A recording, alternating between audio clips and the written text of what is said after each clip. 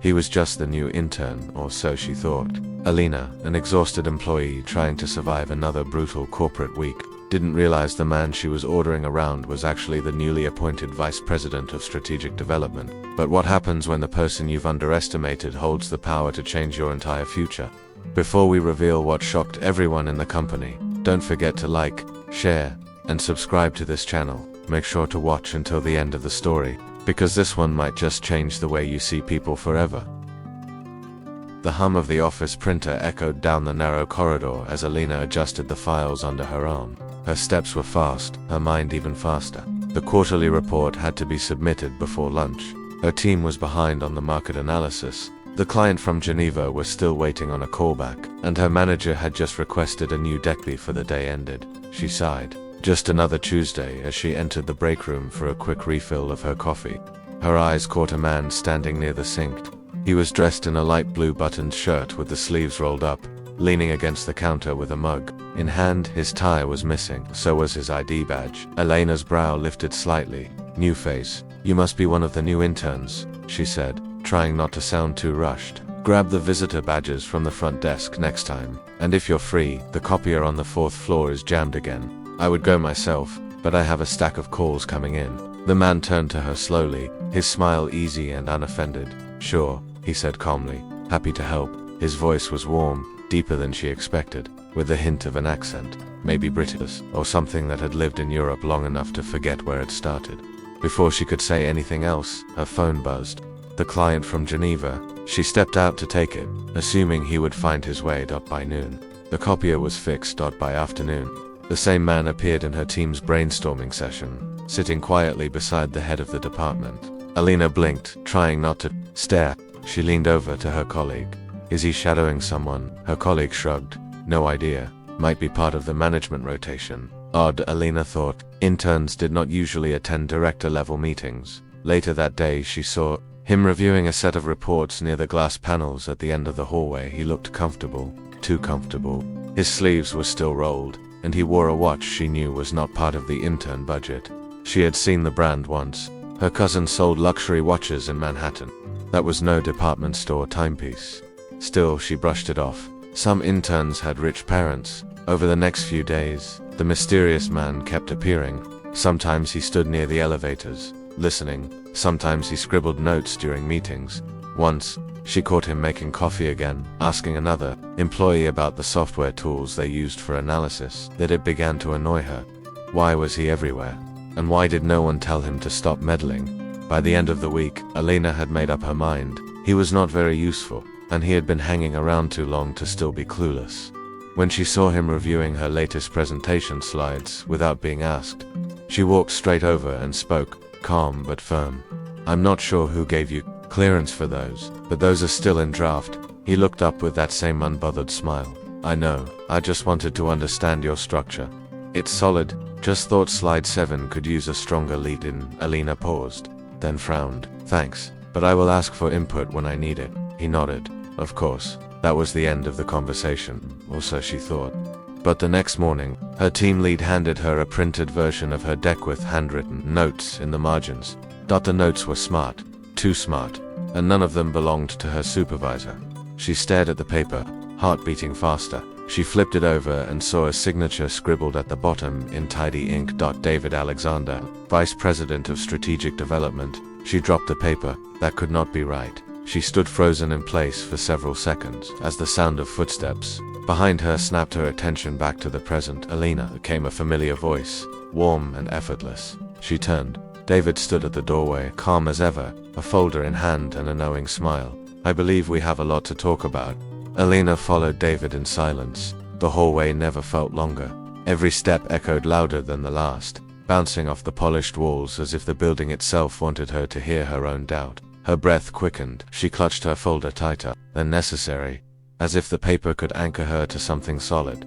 They entered a small conference room, the one with the narrow window and the outdated projector no one ever used. David motioned toward a chair across the table and took the seat facing her. I assume you've figured out I am not an intern, he said, his voice calm but not smug. Alina stared at him. Her words stumbled at the edge of her tongue, but nothing came out. He waited.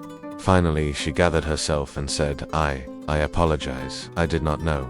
No one introduced you, and you were just ... there. David smiled softly. That was the idea. She blinked. What? He leaned back in his chair, crossing one leg over the other. Sometimes, it is more useful to observe without the weight of a title. You learn who people are when they are, not trying to impress anyone. A pause lingered in the air. I never meant to insult you, she added quickly, her hands clenched in her lap.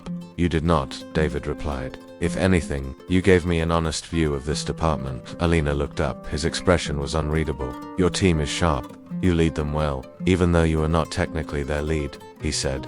That presentation, it was nearly perfect. Your ideas are original, your structure is sound, but you play it safe. She frowned. Safe. You double-check everything, triple filter every thought, and rewrite sentences that were already clear.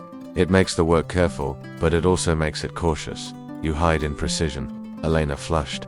Precision is not a flaw. It is not, David agreed. But sometimes, clarity is not the same as courage. Those words stung more than she expected. I know how hard this place can be, he continued, his voice softer now. I know what it asks of you. I watched you stay late 3 nights this week. I saw how you defended your teammate in the meeting yesterday. You carry more than your share, Alina. I have been watching because I was looking for someone like you. The words floated in the space between them, full of meaning but impossible to grasp. She looked away, uncertain whether to feel proud or exposed. I thought you were messing around, she said finally, quietly. You seemed so relaxed. You did not act like someone who just took a senior position. He chuckled. I learned that titles can be loud. Sometimes it is better to walk in quietly and listen. Alina did not respond. Her mind was still racing. She had misjudged him completely. Every assumption she made had collapsed like a house of cards in a gust of wind. David rose from his chair. Come with me, he said. She followed him out into the open floor. He walked without urgency, greeting people with polite nods. They reached the executive wing-an area. Alina had entered only once during onboarding. The frosted glass doors opened smoothly, revealing a brighter, quieter space. Fewer people, fewer voices, but everything somehow felt heavier. David gestured toward a large office at the end of the hallway. This will be yours, he said. Alina froze. What? David turned to face her, his eyes serious now. I need someone who understands both the ground level and the strategy above it. Someone who speaks honestly, thinks critically, and leads without trying to. I do not want another echo in the room. I want someone who will challenge me. Her chest rose and fell with shallow breaths. You want me to work with you, directly, he confirmed. I know it is sudden, but I do not offer this lightly. She stared at the office. The glass was spotless. The desk inside gleamed. Under the soft light on the far shelf there were still books waiting to be opened. But I don't even have senior title approval, she murmured. You do now, David said. Alina looked at him. She searched his face for any trace of a joke. There was none. He meant every word. Suddenly, her thoughts shifted. Not to the office, not to the title, but to the people who had overlooked her for years. The ones who had taken her ideas and spoken them louder. The ones who smiled politely when she stayed late, but never offered credit when her analysis saved the company thousands. And now here was someone who had seen her, truly seen her. Truly seen her. Her voice broke slightly. Why me? Because you did not need my title to respect or reject me, David said. You treated me as you would anyone else. That honesty is rare. That work ethic is rarer. Elena stood still, absorbing everything. Her pulse was fast. Her eyes stung. David reached into his coat and handed her a small silver keycard. Think about it, he said. You do not have to decide now. She took the card, her fingers brushing his. It felt heavier than it looked. He turned and walked away, leaving her alone in the quiet corridor. She stood there for a long moment, the keycard pressed against her palm. Behind her, the door to her future stood open, and for the first time in years, Alina did not feel like she was standing outside. She felt ready to walk through. The weekend passed like a whisper. Alina spent it in a blur, the silver keycard resting quietly on her nightstand like an unanswered question. Her phone buzzed with group chats, project reminders, and one polite email from David. No demands, no pressure, just a sentence. Whenever you are ready, the door is open. She stared at that line more than once, unsure whether to feel honored or terrified. By Monday morning, the office felt different. She walked through the lobby with her head held higher, yet her heart carried a storm. The whispers around the building had begun rumors about the new vice president. Stories about someone from Europe who walked into meetings without announcement. Rumors she now knew were all about David, and still no one else seemed to know what had truly happened. She chose not to use the executive wing, not yet. Instead, she sat at her usual desk near the middle of the analytics floor, surrounded by charts, papers, and the sound of tapping keys. But the air was different. It no longer felt like she belonged here. By mid-morning, an email from senior leadership arrived. Mandatory all-hands meeting at 11, CEO attending, strategic updates from VP of Development. She read the subject line 3 times, so this was it. Her stomach twisted. At 11, the team poured into the main presentation room. Rows of chairs filled quickly. The walls buzzed with chatter, curious glances, and quiet speculation. Alina took a seat near the middle, trying not to look out of place. She saw David near the stage, speaking casually with the CEO, his posture relaxed, his expression unreadable. He wore a navy suit today, crisp, precise, sharp. The man who had fixed the copier and brewed coffee by hand was gone. In his place stood someone who belonged in the front of the room. When the CEO stepped forward, the room fell silent. I am pleased to introduce someone many of you may have already met in one way or another. He began, smiling. David Alexander, our new Vice President of Strategic Development, recently returned from a remarkable 4-year leadership role across our European branches. A wave of stunned silence rippled across the room. Murmurs followed. Eyes widened. Alina sat frozen, the blood draining from her face. David stepped forward. He spoke clearly, gracefully. He began with a story from Paris, continued with a reflection from Stockholm, then seamlessly transitioned into insights about the company's future. His voice was confident without being arrogant, thoughtful without being rehearsed. As he spoke, Alina noticed the shift around her. People who had dismissed him before now watched with newfound reverence. The so-called intern was no longer an outsider. He was now the voice shaping their direction. Her pulse quickened. She felt exposed. Would people realize how wrong she had been? Would they mock her behind closed doors? When David's eyes briefly met hers from across the room, something in his gaze calmed her. There was no trace of judgment, only recognition. When the meeting ended, Alina tried to slip away quietly, but before she could leave the room, a familiar voice called her name. Alina. She turned. David stood beside the exit, his hands tucked calmly into his pockets. Could I see you in my office? He asked. Not a command, just a request. She nodded. The walk to the executive floor felt heavier now, not because of the distance, but because of everything it meant. The glass hallway felt colder, the walls taller. Inside David's office, the windows stretched wide, framing the city beyond. In shimmering light, he gestured to a seat across from him. Close the door. She did. He waited until she sat before he spoke. You looked like you wanted to disappear in that meeting. She hesitated, then spoke truthfully. I did. He nodded. I expected that. Elena's voice cracked slightly. I misjudged you. I thought I had you figured out. So did everyone else, David said. Except you were the only one who told me to fix a copier. That pulled a tiny smile from her, he continued. You are not the only one who made assumptions. I made one too. Alina frowned. About me. David leaned forward slightly, folding his hands. I thought you would accept the promotion easily. I underestimated how much you had to prove just to stay afloat here. Alina looked away. I do not belong in this office. Not yet. You have earned it, he said. I was rude to you. I questioned your presence. I treated you like a nobody. David shook his head. You challenged me. You treated me like someone who needed to prove himself, and that is exactly what I respected. Silence settled between them, thick but not uncomfortable. I was not supposed to be your lesson in humility, Alina, he said gently. This is not about a mistake. This is about whether you are ready to step into the light you have always earned but never claimed. Her eyes stung. She looked down at her hands. You do not have to say yes today, David added. But you deserve more than the corner of a shared desk and silent credit. She exhaled slowly. A minute passed. Then she looked up and met his eyes. I will take the office, she said, voice steadier than before, but I do not want it handed to me. I want to earn every inch of it. David smiled, a quiet curve of understanding.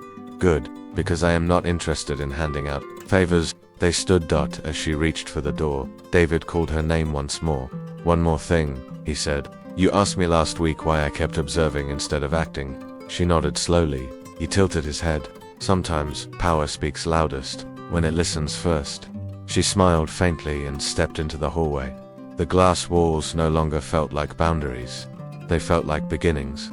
Alina opened the door to her new office. It stood there, bright and quiet, untouched. The windows stretched across one wall like open arms, inviting the city inside. A single desk sat neatly in the center, polished to a soft shine. There were no personal items, no clutter, no trace of the people who had passed through before her. It felt like the beginning of something. She stepped inside slowly, running her fingers along the edge of the desk, breathing in the silence. This was not the space she had spent years earning with late nights and uncredited work. This was a new chapter, one that had not been offered out of pity or friendship, but recognition. Her phone buzzed gently. From David Alexander. Subject: first task, let's talk strategy this afternoon. Bring nothing but your voice. The paper can wait. Alina stared at the message, then let a small smile slip past her lips. No outlines, no charts, just her voice. For the first time in years, someone wanted her thoughts before her slides. That afternoon, she entered David's office with her shoulders squared. The meeting space looked informal.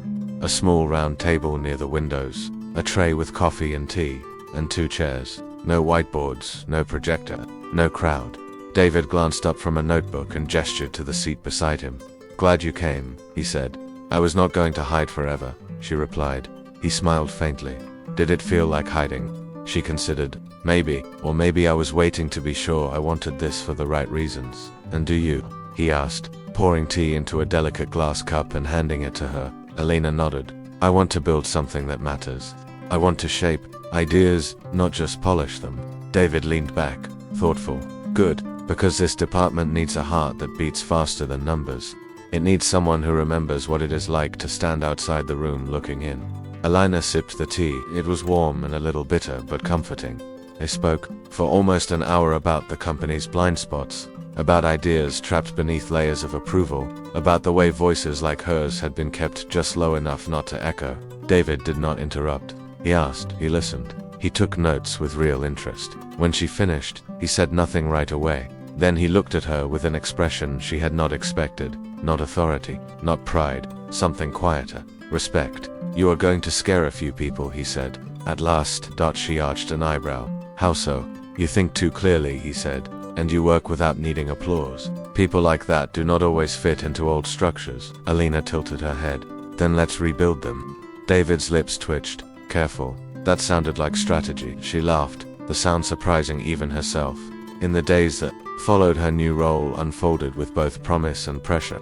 She found herself in rooms she once avoided, meetings where her presence used to feel optional. Now, eyes turned to her when questions were asked. Her name appeared on memos, her input requested on planning boards. But with the rise came shadows. Some colleagues smiled too tightly, others spoke in polished tones that felt sharpened at the edges. One afternoon, as she walked past the break room, she heard her name spoken in hushed voices. Something about being favored, about sudden promotions, about how some people got lucky.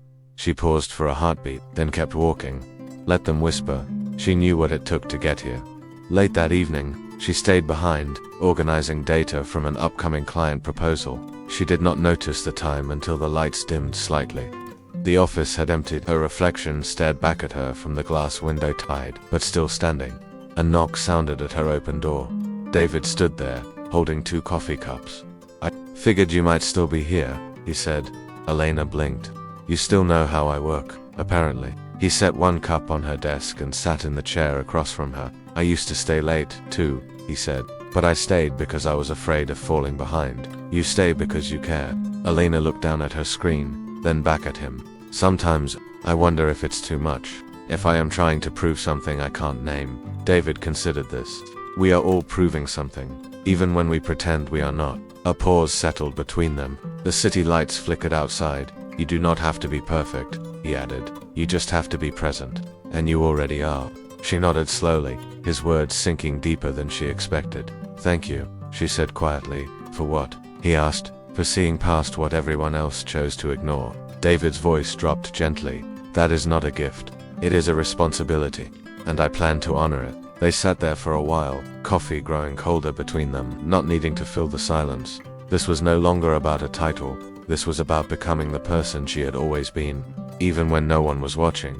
And maybe, just maybe, about finding someone who watched not to judge but to understand. The sun rose quietly across the skyline. Golden light filtered through the floor-to-ceiling windows of Elena's new office, painting soft lines across her desk and the worn notebook she now carried with her everywhere. Her chair creaked slightly as she leaned back, eyes drifting over the calm streets below. It had been 3 weeks. 3 weeks since she stepped into a role that once felt too distant to dream about. 3 weeks since the whispers behind closed doors had faded and the silence of doubt had turned into the rhythm of motion. Her name was on project summaries now. Her opinion was not just tolerated, but expected. People stopped her in the halls for insight. Her inbox filled not with corrections, but with invitations. She had not changed overnight, but something had shifted deep inside her. The quiet girl who used to stay late hoping someone would notice now walked the corridors with measured certainty. Not because of the title printed beneath her email signature, but because she had learned that waiting for permission to lead was no longer necessary. This morning was different. Today, she was scheduled to co-lead her first cross-department strategy session with David. It felt surreal. She gathered her notes, but not too many. As David had reminded her gently during their last meeting, her voice would carry more than her bullet points ever could. On her way to the conference room, she passed the break room. Inside, a young woman stood near the counter, awkwardly holding a mug too large for her hands. Her ID badge still looked temporary. Her eyes scanned the coffee machine with a kind of uncertainty Alina knew all too well. Without hesitating, Alina stepped in. "Just tap the second button," she said softly. "It sticks sometimes." The young woman turned, surprised. "Oh, thank you. I'm Nora. Just started today." Alina nodded. "Welcome, it gets easier." Nora offered a small smile. "I wasn't sure if I was supposed to make myself coffee." "You are," Alina said, her tone warm. "You belong here, even if it takes a while to believe that." Nora's smile grew a little wider. Alina walked away feeling something quiet open in her chest. The conference room was already half full when she arrived. Senior managers, project leads, operations directors, they all turned when she entered. A few nodded, a few stood. At the head of the table, David looked up from his laptop. "Right on time," he said. She took the seat beside him, no longer second-guessing her place. The meeting began with data, reports, trends. Then David looked toward her. "Alina," he said, "walk us through your proposal." She did not flinch. Her words came clear, her hand stayed steady. Her eyes met the room, not the table. When she finished, the silence that followed was not uncomfortable, it was thoughtful. Then came the questions. One after another, she answered each with calm conviction. At the end, David nodded slowly. Brilliantly handled. The meeting moved on, but something had shifted. Not just in the room, but in her. Later, as they walked down the corridor together, David spoke without looking at her. "You know," he said, "I was not sure what kind of difference this role would make when I came back." Alina glanced at him, and now, he smiled slightly. "Now I know it was never about the role, it was about the people who step into it." She thought about that. The people who step into it. He stopped at her door, his expression light. "Dinner this Friday," he said casually. "Small team gathering, you should come." Alina raised an eyebrow. "Social event. Strategic bonding," he said with a straight face, then chuckled. "Also there will be pasta," she smiled. "Then I will think about it." "Good," he said, walking away. She stood at the doorway for a moment, watching him leave. Then she turned back to her office, stepping inside with a quiet sense of peace. Her eyes fell on the small keycard she had kept beside her computer. She picked it up, held it for a moment, and then placed it gently inside her notebook. That chapter had been written. Now, she was ready for the next one. In a world of titles, doors, and whispers behind glass walls, Alina had found something greater. She had found her voice, and it was stronger than any nameplate ever could be. In the end, Elena's journey was never really about a title or an office with glass walls. It was about discovering her own worth, standing tall in rooms that once ignored her, and realizing that sometimes the people who change our lives come quietly, without fanfare. What began as a misunderstanding became a turning point that reshaped not only her career, but her confidence and courage as well. Thank you so much for watching this story all the way to the end. If it touched your heart or reminded you to never judge someone too quickly, be sure to like the video, share it with someone who needs it, and subscribe for more inspiring stories. We truly appreciate you. See you in the next story.